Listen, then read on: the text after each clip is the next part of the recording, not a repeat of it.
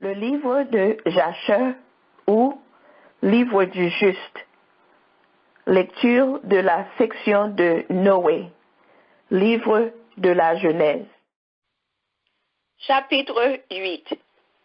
Et il arriva que dans la nuit où naquit Abraham, tous les serviteurs de Taré, tous les sages et tous les magiciens de Némrod se réunirent chez Taré pour se réjouir avec lui en mangeant et en buvant.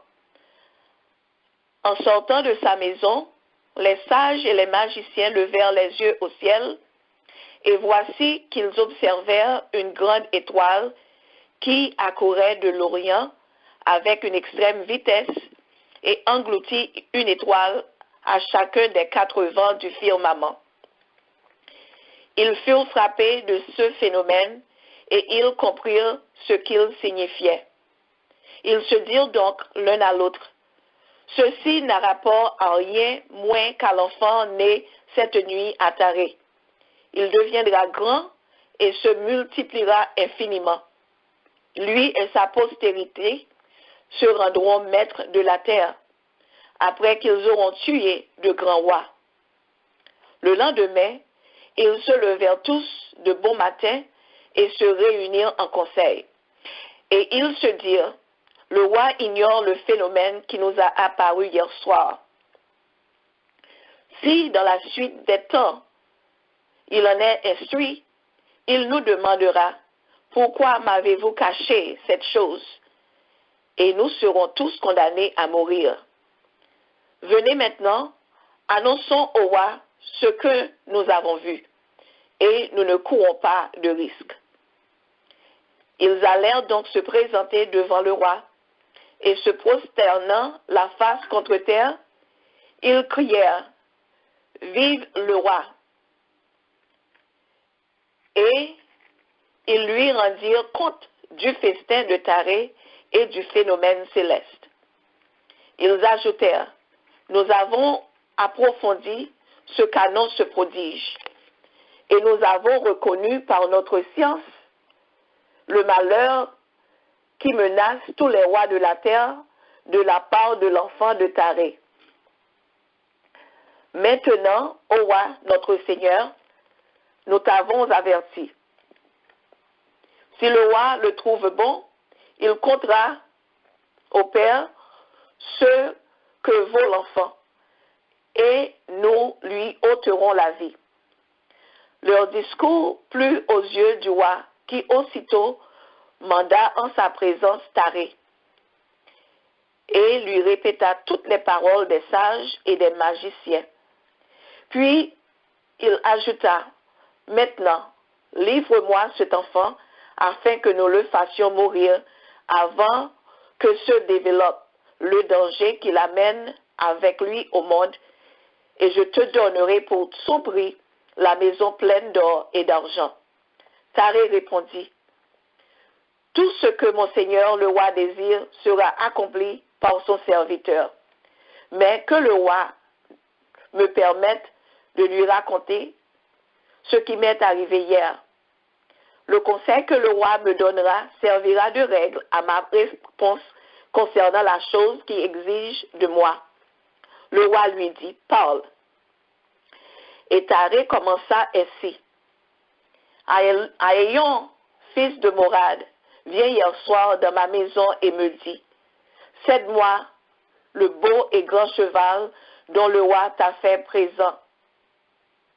Je t'en pèserai en retour de l'argent et de l'or, et je remplirai ta maison de paille et de fourrage. Je lui répondis: attends jusqu'à ce que j'aie vu le roi, et je ferai comme il me dira. En entendant ces paroles de Taré, le roi se fâcha et lui dit: as-tu perdu la raison pour penser à conclure un pareil marché? Insensé, n'as-tu pas assez d'or et d'argent, et à plus forte raison de fourrage, pour que tu aies besoin de te défaire du beau cheval dont je t'ai fait présent et qui n'a pas son second sur la terre? Et Taré dit au roi: tel est pourtant ce que me propose le roi mon Seigneur. À quoi me servira tout l'or et tout l'argent si je perds le fils qui doit en héritier? Après ma mort, mes biens retourneraient au roi qui me les a donnés. Mais les paroles de Taré et son excuse excitèrent encore davantage la colère du roi. Taré, voyant l'irritation du roi, dit que l'indignation du roi, mon Seigneur, ne s'allume pas davantage contre son serviteur, qu'il dispose de tout ce que j'ai, qu'il me traite selon son bon plaisir. Je lui offre mon fils gratuitement. Mais le roi dit, non, je veux l'acheter et payer son prix. Taré dit alors, je demande en grâce qu'il me soit permis d'ajouter un mot.